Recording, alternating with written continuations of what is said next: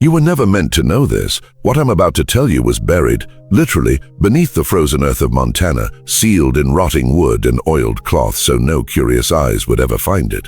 But they did. And once you've heard it, you will never look at family heritage or even your own blood the same way again. In the winter of 1876, a lone physician, Dr. Theodore Brennan, rode deep into the Montana territory on a medical call that would haunt him for the rest of his life. His destination was a nameless valley. No maps marked it, no locals dared speak of it. There, hidden between snow-choked ridges, he found a cabin that should not have existed, and a family that should not have been alive. Under the warped floorboards, wrapped like relics in oilcloth, lay the preserved remains of 7 infants. Each one bore the same unnatural, identical deformities: twisted spines, clawed hands, skulls too large for their fragile necks. They had been killed by their own parents. Not in a fit of madness, not out of desperation, but according to a tradition.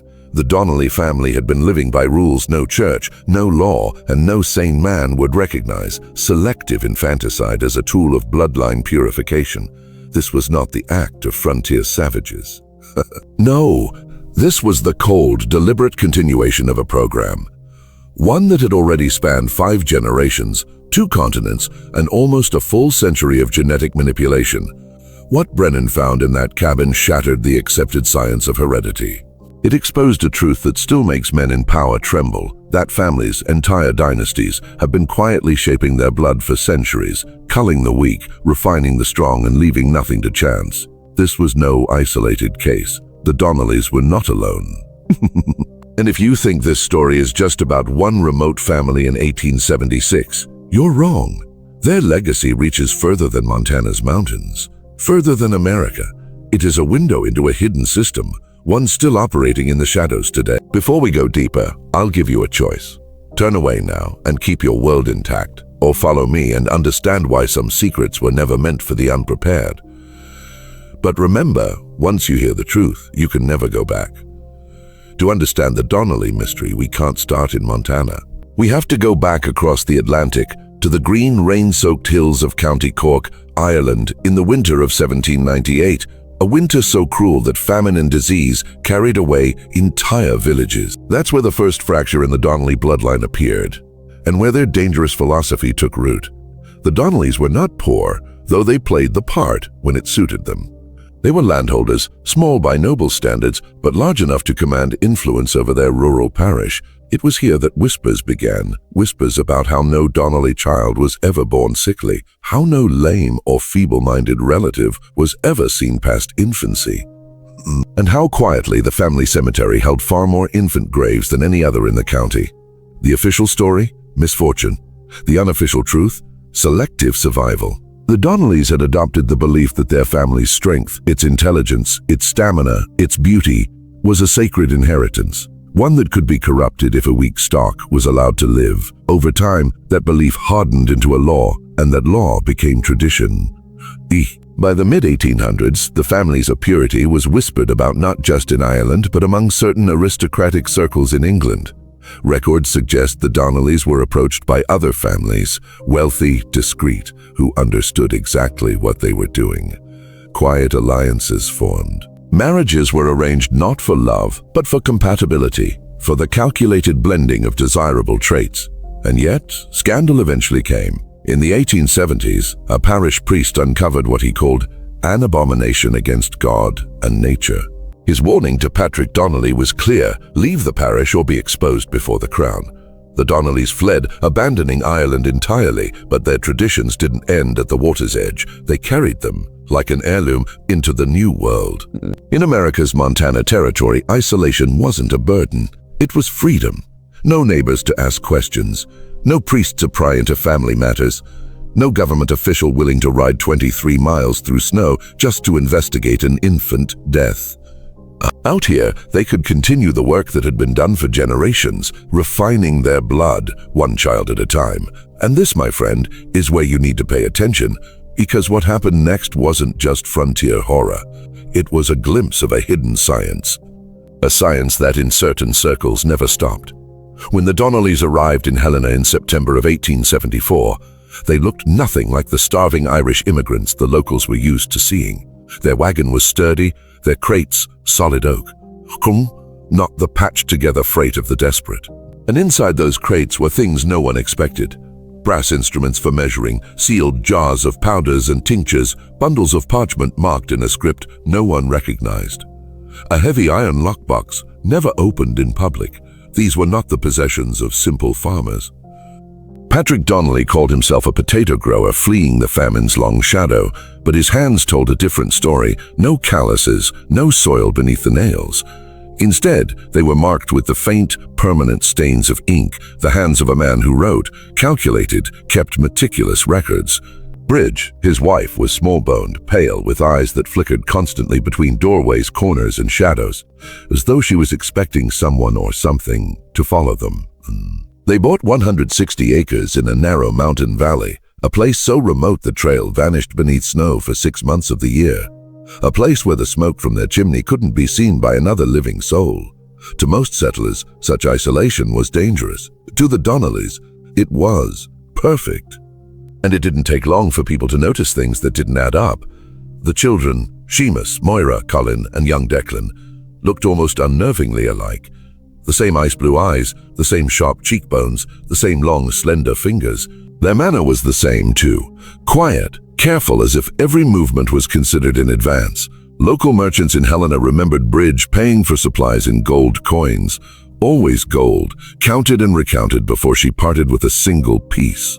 And when the family spoke to one another, even in English, certain phrases slipped through that made no sense to outsiders. The purity of the line.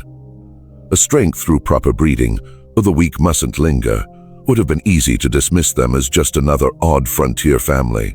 But there was something else, something in the way their eyes lingered too long on people, assessing, measuring, as if deciding whether you fit into some unspoken order. This is where the story shifts, because what came next would prove these weren't just the eccentricities of isolation. They were signs of a deeper code, a hidden set of rules that had nothing to do with survival in the wilderness, and everything to do with control over life and death. It was March of 1875 when the mountain passes finally opened after 6 months of snow and silence. Jake Harrison, the territorial mail carrier, made his first run of the season. He was used to hardship, blizzards, swollen rivers, even the occasional wolf attack. But nothing prepared him for what he found at the Donnelly cabin. From a distance, the place looked altered. New boards covered certain sections of the walls. Fresh chinking filled cracks as though sealing something in or out. The ground around the cabin had been disturbed, dug up, even though the soil was still half frozen. And then there was the smell. It was faint but unmistakable, the cloying sweet odor of death. Harrison had smelled it before, after wagon accidents, after battles. It seeped into your clothes, into your hair. You couldn't wash it away. Bridge answered the door. Harrison barely recognized her. In the autumn she'd been pale but healthy. Now she looked drained, hollow. Her skin was parchment thin, eyes ringed in deep shadows, hair streaked with gray at the temples. She trembled when she spoke, her voice barely more than a whisper.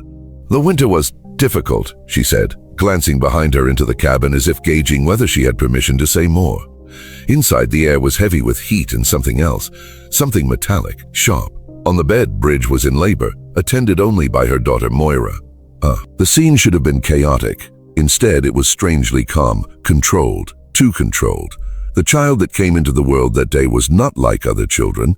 Its spine was bent, its skull misshapen, its breathing ragged, and yet this was not a moment of grief for the Donnellys. Harrison saw no panic, no desperation to fetch help. What he saw instead was calculation. Patrick and Bridge spoke in rapid Gaelic, glancing between the infant and one another. Patrick's eyes were cold, his tone resolute. "The child won't survive the week," he told Harrison in English. Better to take them young than let them suffer. Harrison offered to ride for a doctor immediately. Patrick's reply was final. "We know how to handle our own troubles." The words carried the weight of something rehearsed, something practiced, 2 weeks later, when Harrison returned, the infant was gone. Buried, Bridge said, next to the others. And that was when Harrison first saw the row of small uniform wooden crosses behind the cabin, waiting for more to join. After that March visit, Jake Harrison could never see the Donnelly cabin the same way again. Every time he rode up the narrow trail, his eyes were drawn to that row of crosses behind the house, 4 of them. when the snow melted, each the same height, each spaced with the precision of a man measuring for a fence line. That's not how grief works. Grief is messy, improvised. This was preparation. Through the spring and summer, Harrison kept his eyes open. He was a mail carrier, yes, but also a man who knew the rhythms of frontier life. And the Donnellys, they moved to a rhythm all their own. The children never shouted, never played, never ran in the yard. Every movement was efficient, deliberate, as if they'd been trained not to waste even a gesture. The older girls, by the spring thaw of 1876, word had reached Helena that the Donnellys had suffered another hard winter. That was all anyone said, just like the year before. But something was different this time. A traveling fur trapper had passed through the valley in February and returned with a disturbing rumor. The Donnellys were keeping things under their floor. Dr. Theodore Brennan, a German-born physician with more curiosity than caution, decided to see for himself. He had heard whispers about the family since his arrival in Montana, the strange uniformity of their children, the unreported deaths, the guarded way they spoke. To most people, it was frontier gossip. To Brennan, it was an unanswered question that needed cutting open. The ride to their cabin was treacherous. Slabs of ice still clung to the trail, and the creek ran high and black with snowmelt. When Brennan arrived, Patrick met him outside, blocking the door with a stance that wasn't hostile, but wasn't welcoming either. Brennan introduced himself as a doctor checking on the family after the winter. Patrick smiled thinly and said they needed nothing, but Brennan was not the kind of man who turned back easily. He began asking about the births, the infant deaths. Patrick's eyes didn't waver. A nature chooses. We accept scores ordinance. His tone carried the quiet finality of a man used to ending conversations. It was Moira, tall, sharp-eyed Moira, who broke the stalemate. She stepped into the doorway and said in perfect English, "Let him in, Father. He's come all this way." Patrick's jaw tightened, but he stepped aside. Inside, the cabin was warm, almost oppressively so. The walls were lined with shelves of jars, preserved herbs, dried roots, liquids of amber, green, and red. On a central table lay an open ledger, its pages filled with neat, looping handwriting. Brennan glanced at the entries: names, dates, physical descriptions, births and deaths, notes on hair color, eye color, bone structure, margins marked with check marks and X's. When Patrick left the room to fetch water, Brennan crouched by the hearth. That's when he noticed the irregular gap between the floorboards. A smell, faint but unmistakable, rose from it. He pried it open with his hands. What he found beneath should not have been there. Wrapped in oilcloth were small shapes, perfectly aligned like specimens. 7 of them, all infants, all preserved, and each one looked exactly the same. Patrick's voice came from behind him, low and controlled. "A doctor, you're in my home." Brennan froze, his hands still on the bundle. Patrick didn't raise his voice. He didn't have to. The cabin felt smaller now, the heat pressing in, the air heavy with that faint, sweet, sick smell. Moira was still in the room, standing beside the table with the ledger. She wasn't looking at Brennan. She was looking at the floor, jaw tight, as if she already knew what he'd found, and hated that he'd found it. Slowly, deliberately, Brennan unwrapped the oilcloth. The first layer came away damp. The second clung stubbornly before peeling back to reveal pale, waxy skin. The infant's features were intact, eerily so. Closed eyes, smooth cheeks, faint wisps of hair the exact same shade of gold. But that wasn't the part that stopped him. It was the head. Specifically, the shape of the skull. The back of it was unnaturally elongated, the cranium stretched like some ancient practice of head binding, but too precise, too uniform to be an accident. And this child wasn't alone. Brennan pulled back another bundle. Same skull, same face, same impossible symmetry. They weren't just related. They weren't just related. They were replicas. Brennan's medical mind raced. The measurements were exact. The positioning of the eyes, the narrowness of the jaw, even the spacing of the teeth buds and the gums. Identical, as if someone had selected only the children that met a specific blueprint and discarded the rest. When he finally looked up, Patrick was standing in the doorway. His hands were empty, but there was no mistaking the message in his eyes. "You've seen enough." Moira's voice broke the silence, soft but steady. "They have to match. If they don't, it doesn't work. It's always been that way." Brennan asked, "What doesn't work?" Her gaze lifted to meet his. For a moment he swore there was pity in it. Ever remembering, Patrick stepped forward, placing himself between Brennan and the trapdoor. "You'll leave now," he said, his tone almost courteous. Almost. courteous. Brennan gathered his things and walked out, but in his mind he was already planning how to return, because whatever the remembering meant, it was the key. And if he was right, the Donnellys weren't just repeating an old custom, they were preserving something, or someone. Brennan spent the next 3 weeks in a restless state between dread and obsession. Every time he closed his eyes, he saw that infant's face, the perfect proportions, the elongated skull, the sameness across every bundle. It wasn't simply unnatural, it was intentional. He returned to his small rooms above the apothecary in Helena and began combing through every medical journal, anthropological record, and missionary report he could find. One word kept appearing: dolichocephaly, the long skull. In ancient cultures, it was sometimes achieved through binding in infancy, believed to elevate intelligence, status, or spiritual connection. But the Donnellys weren't binding heads after birth. These skulls had formed that way naturally, which meant whatever they were preserving was in the blood. In the blood. By early June, Brennan couldn't take it anymore.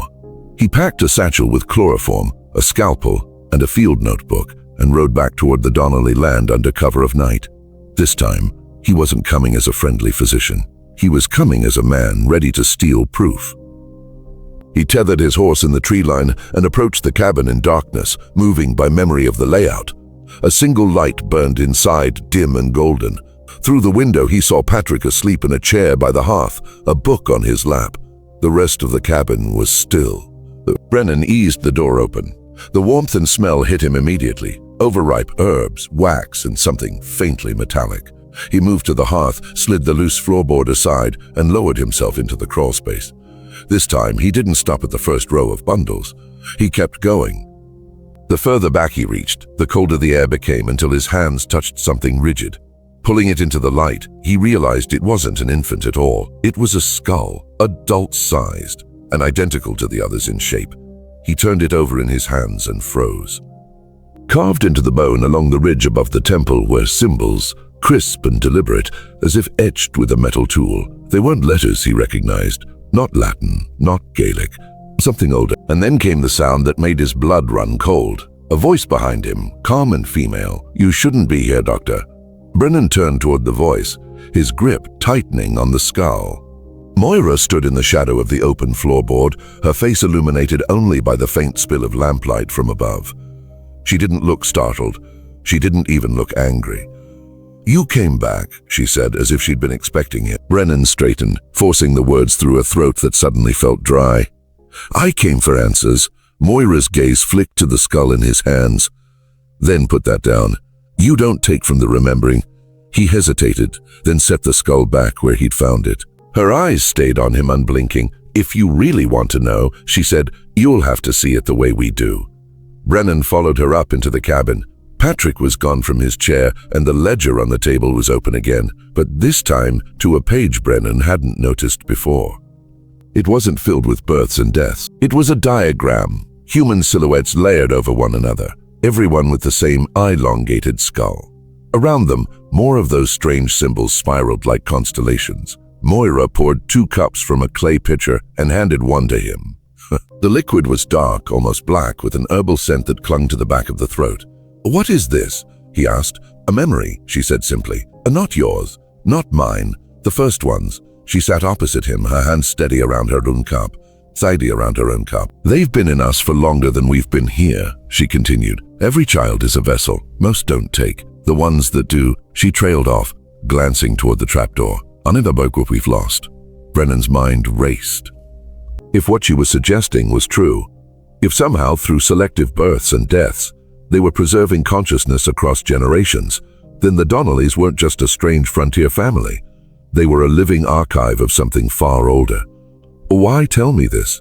Brennan asked. Moira leaned forward. "Because Patrick will never let you leave with the truth. But if you drink, you'll carry it, and no one can take it from you."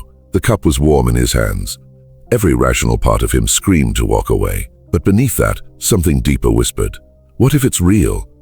What if it's real?" The cup trembled slightly in Brennan's grip, not from fear exactly, but from the awareness that if he drank, there would be no returning to the man he'd been when he walked in. Moira's gaze stayed fixed on him, patient, as if she knew how this would end. He lifted the cup.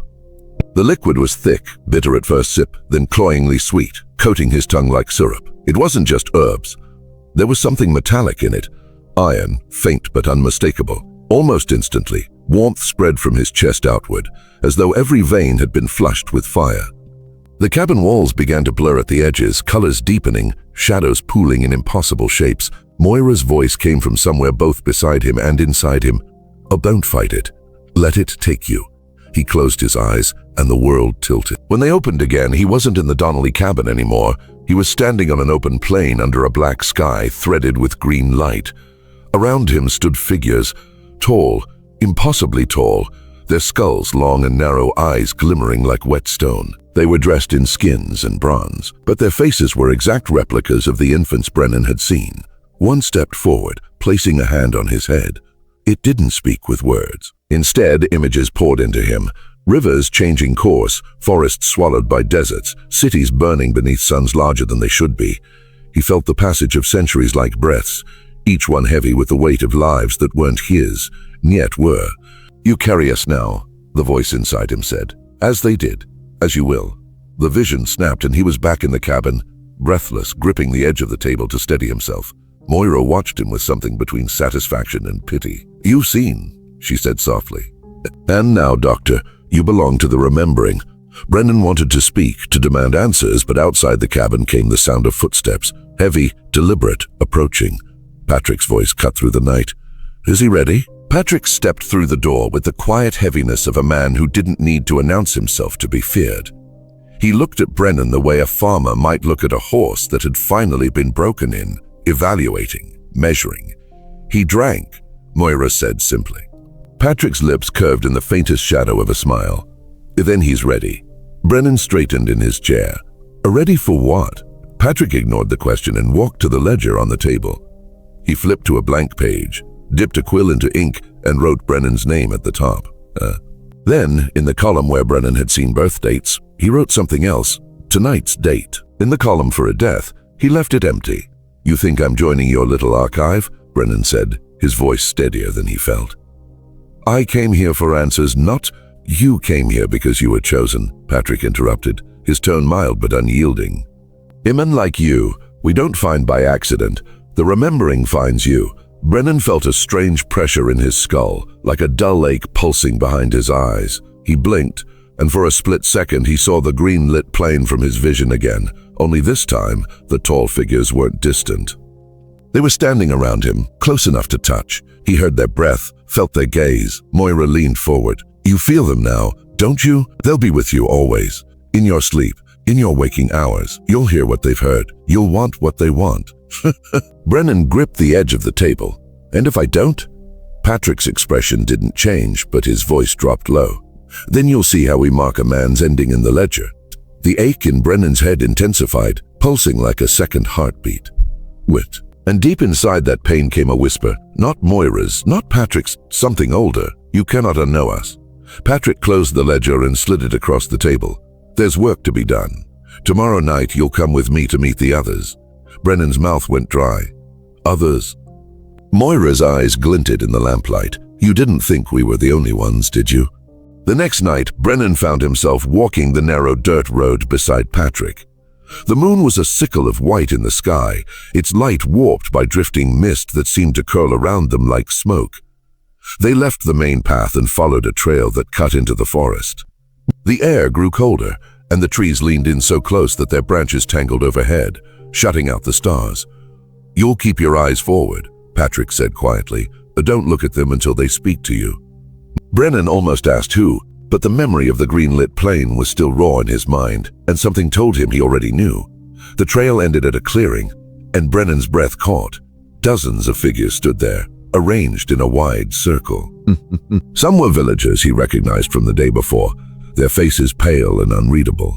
But among them were others, tall, thin shapes whose proportions bent the eye in strange ways.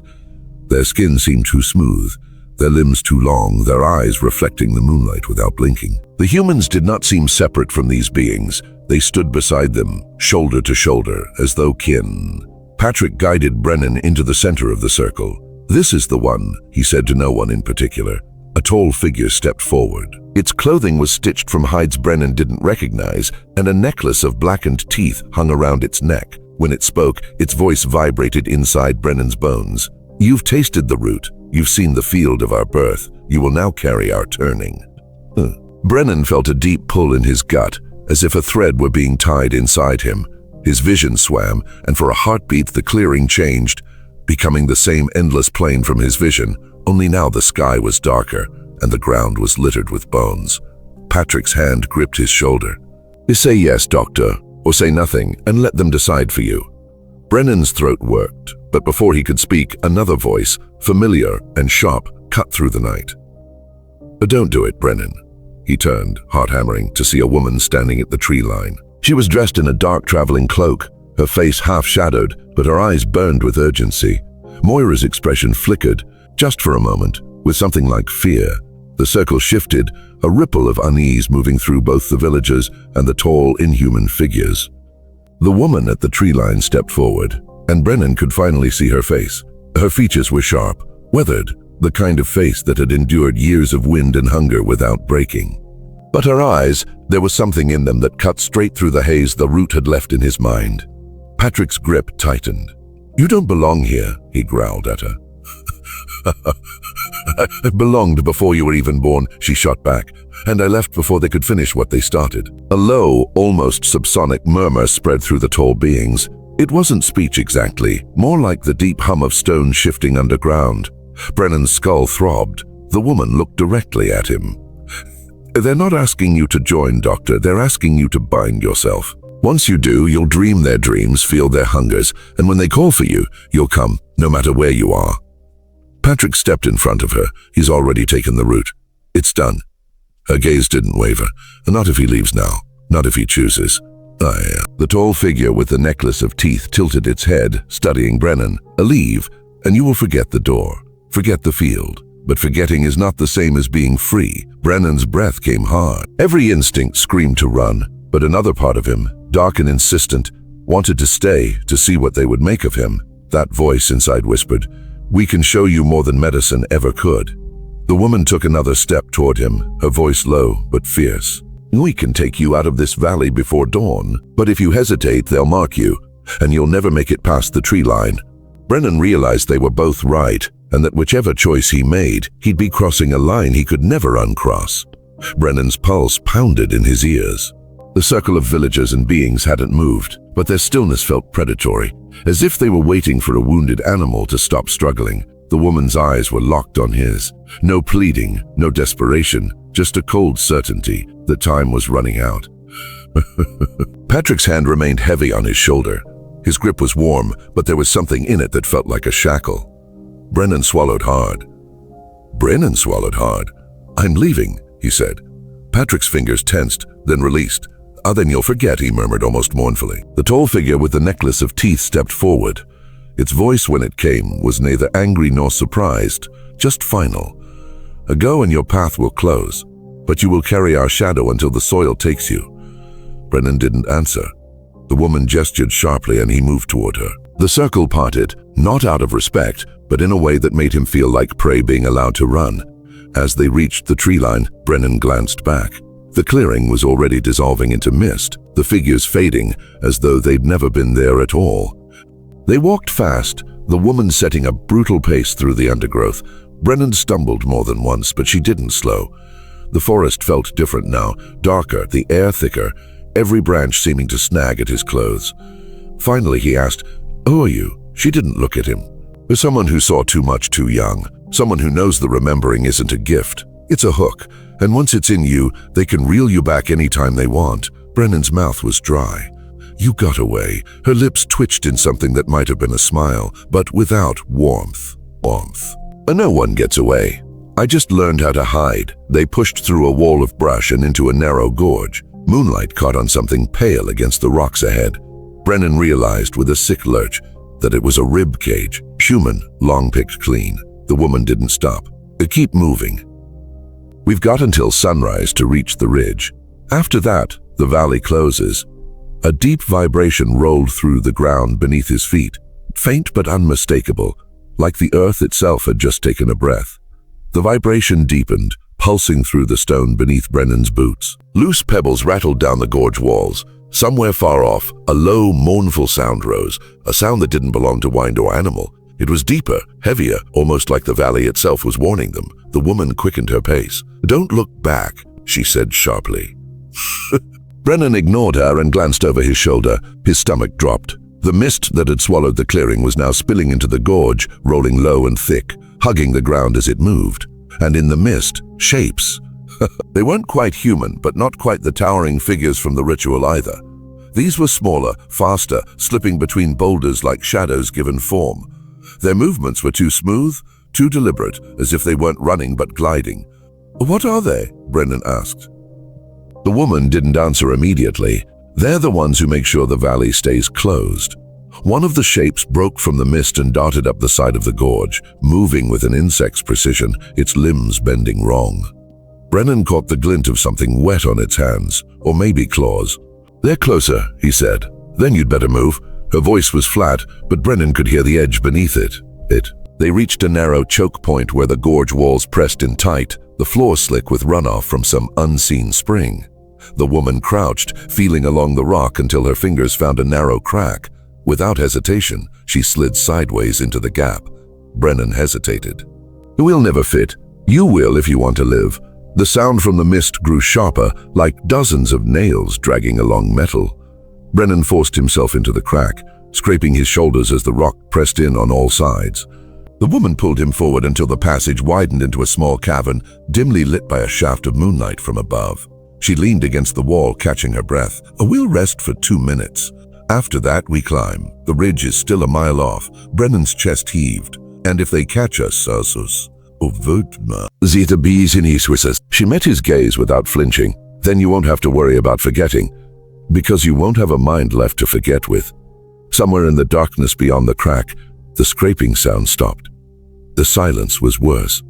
The silence pressed in so thick Brennan could hear his own heartbeat, a frantic, uneven drum in his ears. He strained to listen for the scraping again, but nothing came. The stillness didn't feel like safety. It felt like the pause before a predator strikes. The woman was crouched at the edge of the crack, peering out into the gorge. Her breathing had slowed, but there was a tightness in her jaw that told Brennan she wasn't calm. "They're not moving," he whispered. That's the problem," she replied. "When they stop, it means they've started thinking." A flicker of movement caught his ear, above, not behind. He craned his neck and saw something clinging to the gorge wall, silhouetted against the pale slice of moonlight. It was one of the shapes, but now he could see it clearly. Its body was long and thin, its limbs jointed in too many places. The head tilted unnaturally as it studied the crack they'd slipped into. It had no eyes, just a smooth, pale expanse of skin, broken only by a mouth that opened too wide, the jaw unhinging soundlessly. The woman pulled him back from the opening. "Don't let it see your face. That's how they remember you." Brennan's stomach turned. "What are they?" "They were like us once," she said. "A people who tried to leave. The valley doesn't let go. It changes you piece by piece until you're part of it, and then you make sure no one else escapes." He stared at her. "Hey, you said you got away." "I said I hid." She tapped her temple. "They can smell memory. Every time you think about what you saw, it's like lighting a beacon." A faint rustle came from the crack's opening, followed by the soft patter of something dripping. Brennan didn't need to look to know it wasn't water. The woman stood, tightening the strap of her pack. "We climb now. Once we reach the ridge, you'll think it's over." "But it isn't." "Why not?" he asked. "Because what's waiting on the other side is worse than what's behind us." Before he could press her, a long, slow breath exhaled into the crack, carrying with it a smell like damp earth and rotting leaves. The pale shape began to edge its way inside. The pale shape slid farther into the crack, its limbs folding and unfolding like a spider negotiating a narrow web. Brennan's pulse hammered in his skull. The woman had already grabbed the rock wall and started climbing toward the shaft of moonlight above. "A move," she hissed. The sound of stone grinding against stone filled the cavern as the creature's joints scraped the wall. It was close enough now that Brennan could see the faint tremor of its skin, as though something beneath it was shifting, trying to push its way out. He grabbed at the rock, fingers slipping on damp stone, and began to climb. The woman was faster, moving like she'd done this 100 times before. Below them, the creature let out a low rattling hiss, not from its throat, but from somewhere deep in its chest, like the sound of air being dragged through hollow bone. Halfway up, Brennan's boot found no purchase. His leg slipped, and his body slammed against the wall. The noise echoed like a gunshot. The creature froze, then it surged upward. The woman glanced down, her eyes wide. "Don't let it touch you." Brennan scrambled, nails tearing, muscles burning, every inch upward feeling like it took an eternity. The moonlight grew brighter, but so did the hiss behind him. Just as his hand gripped the edge of the shaft, something cold brushed his ankle. It wasn't a grab, it was a caress, a deliberate touch. The woman yanked him up with a strength that didn't match her thin frame, pulling him onto the rocky ridge. They collapsed on their backs, gasping. Below, the pale figure clung to the wall, staring up at them with that blank, eyeless face. Slowly, it retreated into the darkness, the hiss fading into the night. Brennan rolled over, staring at the forest that stretched beyond the ridge. It should have felt like freedom, but the trees were too still, the air too heavy, as if the valley had simply changed costumes. The woman didn't look relieved. She looked resigned. "You think you've escaped," she said, her voice barely above a whisper. "But out here, they don't hide in the mist. They walk in the open." From somewhere deep in the trees, a voice called his name. Not shouted, whispered, and it sounded exactly like his own voice. The darkness ahead felt alive, and Brennan realized this wasn't the end, it was the beginning.